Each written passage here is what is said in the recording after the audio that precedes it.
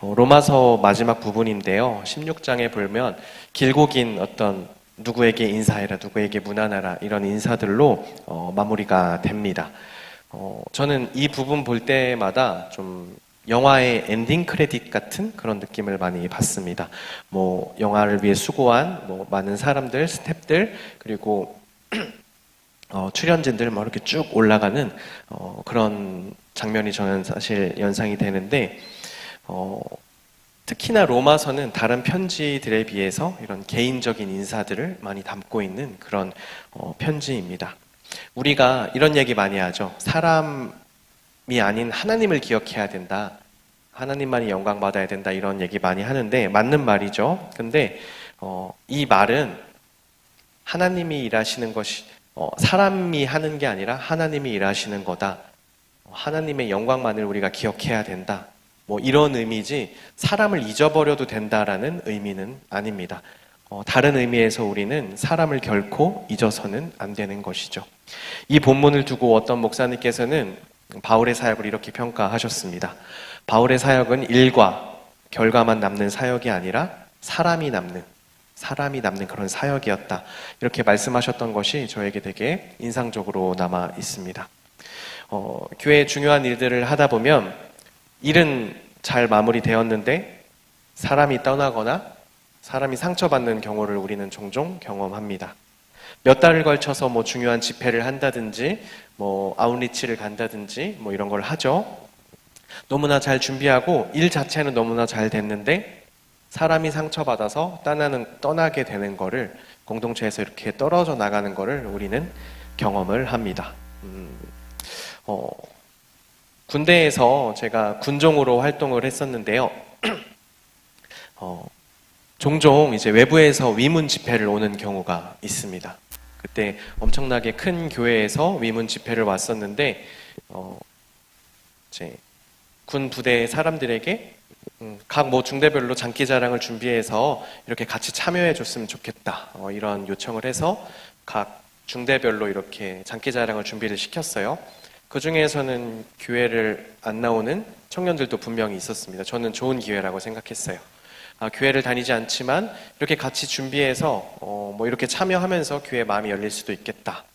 이런 마음으로 저희가 준비를 했습니다. 그런데 그 교회에서 준비해준 많은 순서들이 있었는데 시간이 좀 딜레이가 된 거예요. 그 교회에서 준비한 것들을 다 하기에. 그래서 거기에 계셨던 그 담당 목사님이 저에게 와서 그랬습니다. 뒤에 병사들 순서를 빼겠다. 이렇게 얘기를 하셨어요. 그래서 저는 너무 당황했습니다. 병사들이 그래도 이제 너무나 열심히 준비했고, 실력은 당연히 부족하겠지만 너무나 열심히 준비했고, 이들이 교회에 안 나왔던 청년들, 처음 나오는 청년들도 있는데 어떻게 이렇게 그만하라고 합니까? 목사님 안 됩니다. 제발 조금 늦어지더라도 우리 병사들 할 수 있게 해주십시오. 하나님 믿지도 않는 이 병사들이 찬양을 연습했습니다. 근데 이제 칼같이 우리 정해진 시간이 있고 그래서 안 된다 했어요. 마음이 막 찢어지고 무너졌습니다. 그들이 오는 것은 병사들에게 복음을 전하고 병사들을 위로하기 위함인데 한편으로 병사들에게 상처를 주고 그때 이후로 교회에 안 나온 병사들도 있었습니다. 일만 생각하면 우리가 이런 걸 많이 보게 됩니다. 결과만 남고 일만 남으면 이렇게 되는 것이죠. 저 역시도 사역 전에 청년 시절에 그런 경험을 한 것 같습니다. 제가 지금은 좀 많이 여유로워진 편인데 청년 리더하고 그럴 때는 여유가 없었거든요. 그래서 하나부터 열까지 다 준비되어야 하고 세팅되어야 하고 그런 좀 성격이어서 막 일을 준비하다 보면 아무래도 상처를 주는 일도 있었고요. 또 반대로 제 자신이 상처를 받기도 하고 그런 경험이 있었습니다. 여러분들도 아마 제가 이런 얘기를 하면은 머릿속에 떠오르는 몇 가지 사건들이 있을 것도 같고 맞아 이런 일도 있었지 저런 일도 있었지 떠오르실 겁니다. 우리가 살아가면서 일을 하면 이런 걸 경험을 하죠. 오늘 이 본문에서 우리가 서로를 어떻게 대해야 하는지, 서로를 문안한다는 것은 무엇인지 한번 마음속에 새기는 시간이 되었으면 좋겠습니다. 바울은 동역자 한 명 한 명을 다 소개하면서 기억하면서 로마 교회에 소개를 하는 겁니다. 로마 교인들이여 나의 동역자들인 이 사람들을 도와서 하나님의 일을 함께 이루어 가십시오. 이렇게 소개를 하고 있는 것입니다. 일은 하나님이 분명히 하시지만 쓰임받는 동역자 한 명 한 명을 기억해달라. 우리가 서로에게 남았으면 좋겠다. 한 사람 한 사람이 서로의 삶에 그 흔적이 남았으면 좋겠다. 서로 문안했으면 좋겠다. 이런 얘기를 하는 것입니다. 문안은 그냥 간단하게 한국말로 하면 서로 안부를 주고받는 것, 안부를 물어보는 거죠. 저는 여러분들이 서로 인사했으면 좋겠습니다. 서로 문안했으면 좋겠고 서로의 삶에 관심을 가졌으면 좋겠습니다. 그리고 소식을 좀 주고받았으면 좋겠어요. 평생을 두고 여러분이 서로 문안할 수 있는 그런 청년인들이 되었으면 좋겠습니다. 때로 기도 부탁도 할 수 있었으면 좋겠어요. 그리고 서로의 기쁨에 웃어주고 서로의 아픔에 함께 울어줄 수 있는 그런 청년들이 되었으면 좋겠습니다. 그것이 문안입니다. 얼마 전에 저희 지금 암으로 투병하고 있는 전다솔 청년에게 연락을 받게 됐습니다. 저희가 편지 썼던 거 기억하시죠? 다솔 청년에게 우리가 응원의 메시지를 담아서 편지를 썼습니다. 근데 그동안 너무 컨디션이 좋지 않아서 읽지 못했었나 봐요. 근데 얼마 전에 읽었던 것 같습니다. 어머니께서 전화가 오셨는데 편지를 와서 읽는데 다솔이가 이상하게 안 아프네 그러더라는 거예요. 편지를 읽었을 뿐인데. 다솔 청년 저는 직접 만나본 적이 한 번밖에 없어서 성격을 잘 모르지만 좀 독특한가 봐요.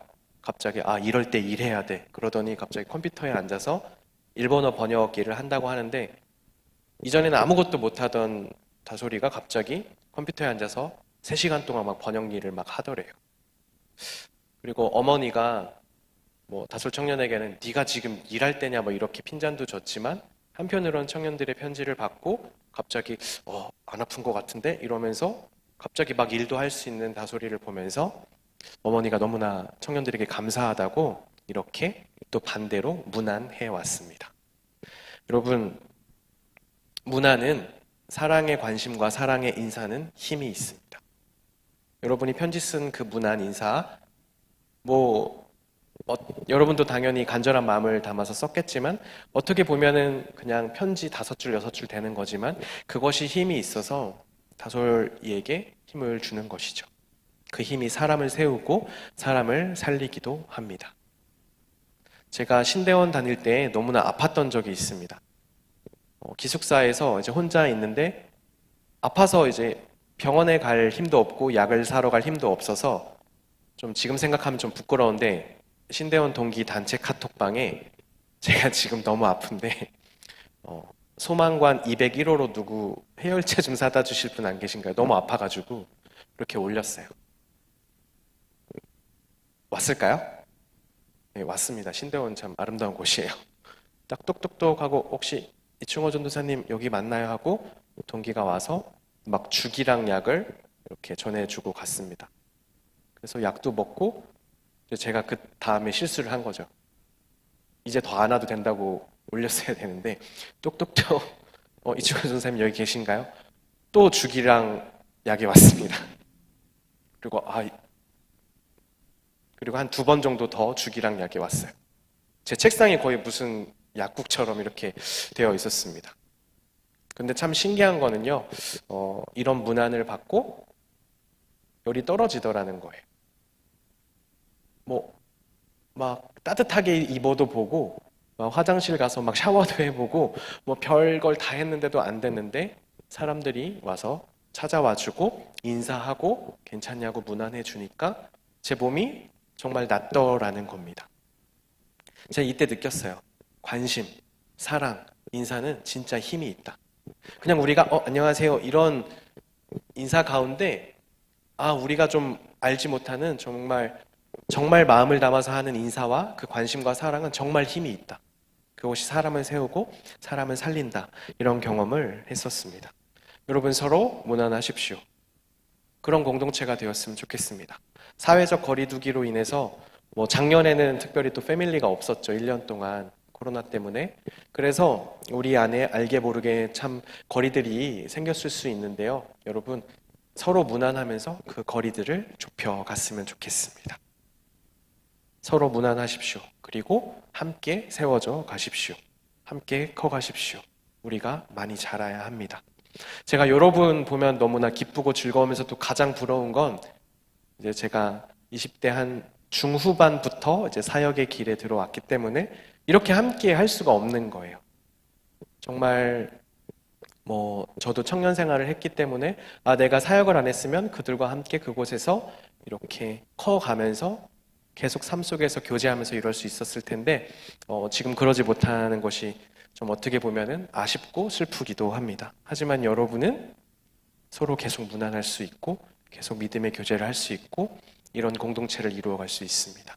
소중히 여기시고 생각날 때마다 서로에게 무난할 수 있는 우리 청년부 모두가 되었으면 좋겠습니다. 제가 전도사로 사역을 할 때 중등부를 꽤 길게 맡았었는데요. 중등부 사역을 처음 할 때 첫 수련회, 이제 보통 12월에 시작을 하고 한 1월쯤에 수련회를, 겨울 수련회를 하게 되는데 그때 했던 첫 수련회 제목이 주제가 너 전화번호 뭐야? 였습니다. 유치하죠? 너 전화번호 뭐야? 서로에게 너무나 관심이 없는 그 친구들이 지금 커서 한 23, 지금 24 정도 됐으니까 시간이 많이 흘렀네요. 서로에게 전혀 관심이 없고 오나 안 오나 뭐 신경도 안 쓰고 와도 뭐 그닥 인사도 안 하고 좀 중학생이 그런 캐릭터가 있잖아요. 좀 서로 와도 인사도 안 해요. 옆에 와서 앉아도 이렇게 하고 그런 것들이 좀 안타까워서 좀 서로 관심을 가졌으면 좋겠다, 인사를 했으면 좋겠다 해서 뭐 서로 이제 번호도 물어보라고 게임도 막 다 그런 식으로 준비했었어요. 가장 빨리 10명의 번호를 저장해서 오는 사람에게 선물을 준다든지 뭐 서로 이렇게 뭐 연락을 주고받은 그런 거를 인증하면 뭐 선물을 준다든지 이런 식으로 수련회를 진행했던 기억이 납니다. 그 친구들이 커서 이제 여러분처럼 이제 된 건데 여러분 서로 관심을 가지고 무난했으면 좋겠습니다. 여러분이 가지는 관심 하나가, 연락 하나가, 인사 하나가 나는 생각도 못했는데 사람을 세우고 사람을 살리게 될 것입니다. 바울이 한 이런 무난 인사 중에서요, 몇 가지가 좀 마음에 들어왔는데 그것들 좀 나눴으면 좋겠습니다. 5절에 보면은 이런 얘기가 나와요. 그리고 그들의 집에서 모이는 교회에도 문안하여 주십시오. 나의 사랑하는 에베네도에게 문안하여 주십시오. 그는 아시아에서 그리스도를 믿은 첫 열매입니다. 첫 열매라는 얘기가 나와요. 문안 인사 중에서 이런 소식이 전해지는 겁니다. 에베네도라는 사람이 있는데 이 사람이 아시아에서 그리스도를 믿은 첫 열매다라는 이런 소식 문안이 전해집니다. 처음 맺은 열매는 너무나 중요하죠. 고린도전서 15장 20절에는 이런 얘기가 있습니다. 그리스도께서 부활하셨잖아요. 그 부활하신 것이 잠자는 자들의 첫 열매가 되셨다라는 이런 내용이 있습니다. 첫 열매라는 건 이런 의미가 있는 거예요. 예수님께서 우리를 위하여 첫 열매, 첫 부활이 되셨기 때문에 그 이후에 열매가 계속 열릴 것이다. 우리에게도 그 부활의 열매가 열릴 것이다. 이런 의미입니다. 저희 작은아버지가 귀농하셔서 블루베리 농사를 지으시는데 그런 얘기를 하셨어요. 첫 열매 따셨을 때 그 기쁨을 얘기하셨던 적이 있습니다. 너무나 수고하고 너무나 고생하셨기 때문에 그 간의 수고와 노력을 보상받는 순간이기도 하지만 또 다른 의미로 기쁘셨다고 해요. 앞으로 또 열매가 계속 열리겠구나. 농사를 딱 처음 지어서 진짜 열매가 처음으로 열린 거예요. 그럼 우리는 소망할 수 있죠. 또 열매가 열리겠구나. 이런 것을 소망할 수 있습니다. 저희 집 외가 이모들, 외삼촌들 이 외가는 하나님을 믿지 않는 집안이었는데 저희 어머니랑 저희 어머니의 바로 윗 이모가 이렇게 처음 하나님을 믿으셨어요. 그래서 좀 오랜 기간이 걸렸지만 그래도 지금 저희 외가에도 복음이 들어가고 있습니다. 전에 다른 이모들, 외삼촌들 교회 안 다니시던 분들이 있었는데 명절 때만 되면은 약간 그런 분위기가 형성이 되죠. 형부 할 얘기가 있어요. 좀 앉아보세요. 그럼 이제 또 시작이구나. 약간 이런 표정으로 이렇게 침울하게 앉으시면 형부 정말 교회 다니셔야 돼요. 막 이모들이 저희 엄마랑 저희 어머니의 언니 이제 이모가 막 전도를 하는 거죠. 형부 교회 다니셔야 돼요. 딸 위해서 아들 위해서 기도하셔야 돼요. 막 이렇게 하면서 합니다. 근데 뭐 평생토록 이렇게 관심을 안 가지셨던 분들이 이모부가 얼마 전에 소식을 듣기로는 좀 인생의 어떤 노년기에 허망함을 많이 느끼고 이제 교회에 다시 나가시면서 또 인생의 새로운 의미를 찾고 그렇게 계시다는 그런 소식을 들었습니다. 오래 걸렸어요. 정말 오래 걸렸습니다.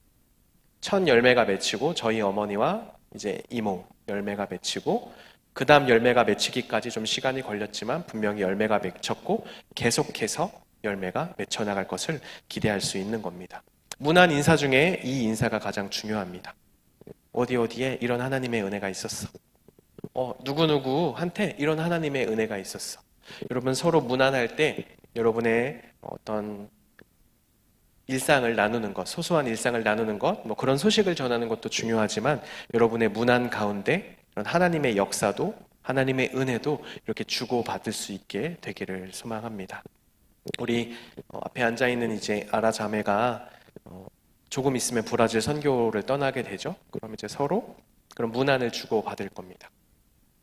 그럼 우리는 또한 아라를 위해서 또 기도하고 또 전해지는 소식을 보면서 기뻐하고 거기서 브라질에서 이런 은혜가 있었구나 은혜를 함께 나누면서 또 기뻐하고 또 기도하고 이렇게 문안을 서로 주고받게 되는 것이죠. 문안에서 정말 중요한 것은 그냥 소식만 오고 가는 게 아니라 하나님의 열매가 맺히고 있다라는 이런 문안 인사가 오고 갈 수 있어야 하는 것입니다.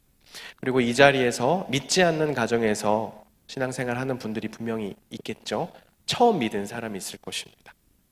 여러분이 첫 열매, 그 가정의 첫 열매가 되었기 때문에 그 이후에 여러분의 집에 쭉 열매가 맺혀져 나갈 것을 믿고 우리도 서로 그것을 위해 기도해주고 그 소식을 듣기를 기뻐하고 그럴 수 있는 우리 청년들이 되었으면 좋겠습니다. 이 문안을 마무리하면서 16절에 이렇게 종합을 하고 있는데요. 16절을 한번 읽어보도록 하겠습니다. 거룩한 입맞춤으로 서로 문안하십시오. 그리스도의 모든 교회가 여러분에게 문안합니다. 성도들끼리 서로 거룩한 입맞춤으로 문안하라고 합니다. 여러분 이 자리에서 우리가 좀 만나서 막 입맞춤 하기엔 좀 민망하잖아요. 우리의 인사가 아니죠. 이렇게 하는 이런 비주 인사가 우리 인사가 아니기 때문에 근데 이 인사가 어떤 인사인가 한번 생각을 해볼게요. 바울이 소개한 사람들 로마 교회 구성원들 참 다양했습니다. 귀족도 있었고 노예도 있었고요. 귀족도 노예도 아니지만 자유민도 있었고 이런 다양한 사회 계층적 배경을 갖고 있었고 인종적으로는 뭐 헬라인도 있었고 이방인도 있었고 뭐 유대인도 있었어요. 그리고 뭐 로마는 또 다른 지역의 사람들이 많이 모이는 곳이기 때문에 각자의 문화와 가치가 다 달랐습니다. 이런 차이가 발생할 수 있는데 그들이 서로 이렇게 입맞춤으로 문안할 수 있었다라는 것은 어떤 의미겠습니까? 여러분 이때 당시의 인사는 서로 같은 계급에 있어야지만 이런 인사를 할 수 있는 거예요.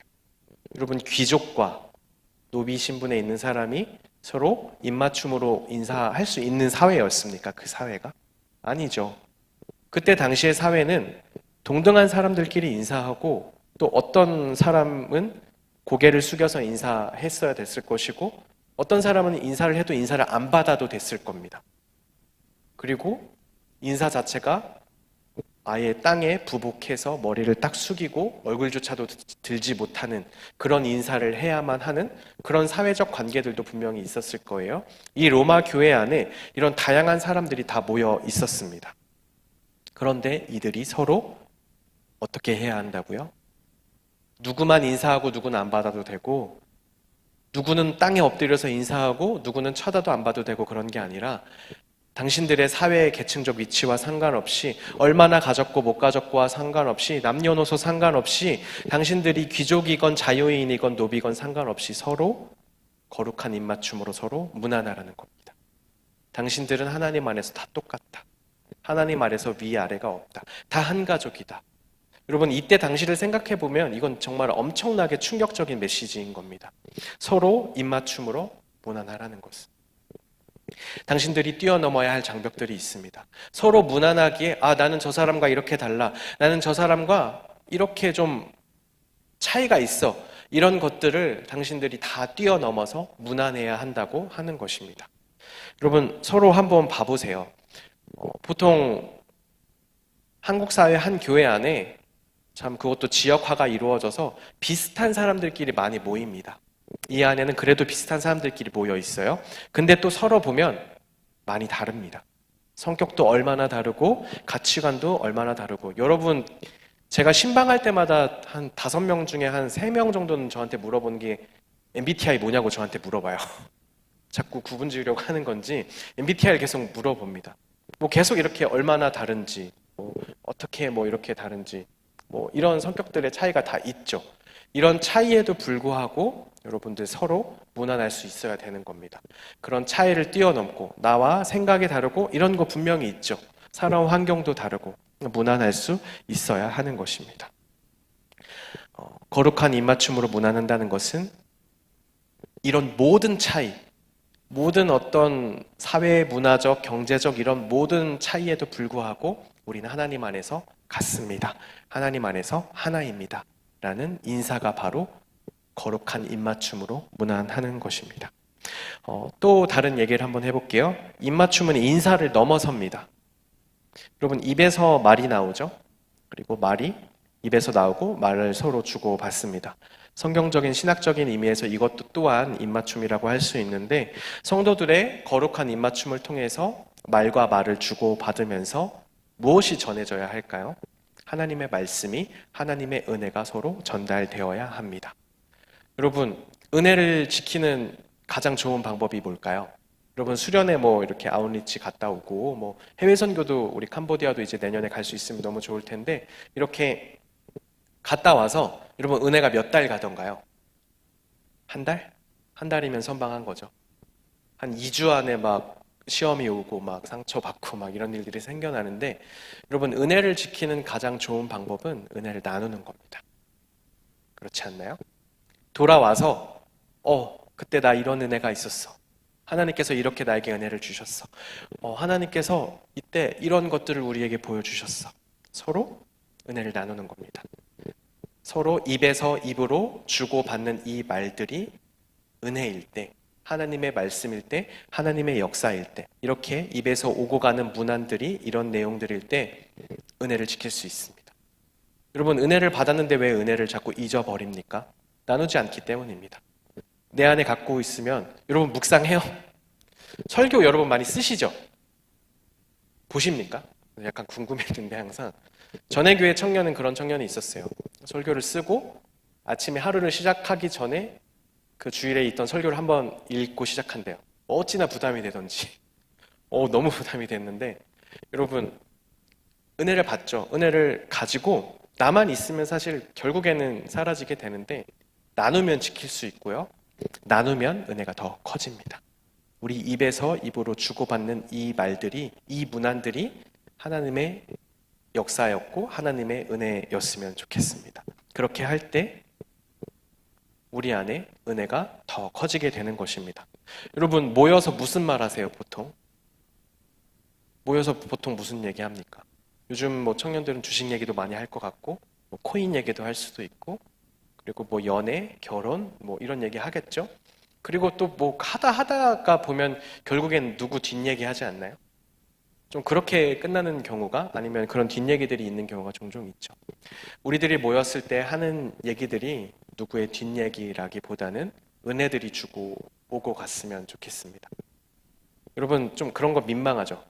만약에 우리 양민호가 서연이한테 나 얼마 전에 이 말씀이 있는데 이런 은혜 받았어. 그러면은 서연이가 뭐래? 이럴 수도 있잖아요. 아닌가요? 전혀 아닐까요? 너무 은혜로운 공동체 좋습니다. 근데 전에 제가 사역하던 그 선교단체에서 정말 은혜로운 누님이 계셨는데 계속 은혜를 말하고 다녔어요. 근데 그럼 이제 형들이 지쳐갖고 그만 좀 해. 은혜를 말하는데 그만 좀 하라고 그런 경우도 있었는데, 여러분, 서로 은혜를 주고받고 여러분의 입에서 입으로 오고 가는 말들이, 이 무난하는 것들이 서로의 삶을 지켜줄 수 있습니다. 내 은혜가 이 사람에게 전해질 때 이 사람을 지켜줄 수 있고, 이 사람의 은혜가 나에게 전달될 때 나를 지켜줄 수도 있는 것이죠. 그렇게 서로를 세워가고 만들어가는 겁니다. 여러분, 말은 우리 안에서 나오죠. 내 안에 있는 어떤 내 인격과 내 그간의 경험들 안에서 내 말이 나옵니다. 그렇죠? 내 말이 그렇게 영향을 받죠. 근데 여러분, 반대로도 한번 생각해 보세요. 내가 하는 그냥 말로 내가 영향을 받기도 합니다. 나는 사실 이런 사람이 아닌데, 나는 사실 이런 존재는 아닌데 이런 말을 하는 거예요. 뭐 사랑합니다, 축복합니다, 잘 될 겁니다, 응원합니다, 이런 말들을 할 때 나는 사실 누구를 응원하는 사람도 아니고 축복하는 사람도 아니고 누구에게 힘을 북돋아주고 싶은 그런 마음이 조금도 없어요. 그런데 그런 말을 해보는 겁니다. 근데 그런 말을 할 때, 그런 문안을 할 때 신기하게도 나는 그런 사람으로 조금씩 되어갑니다.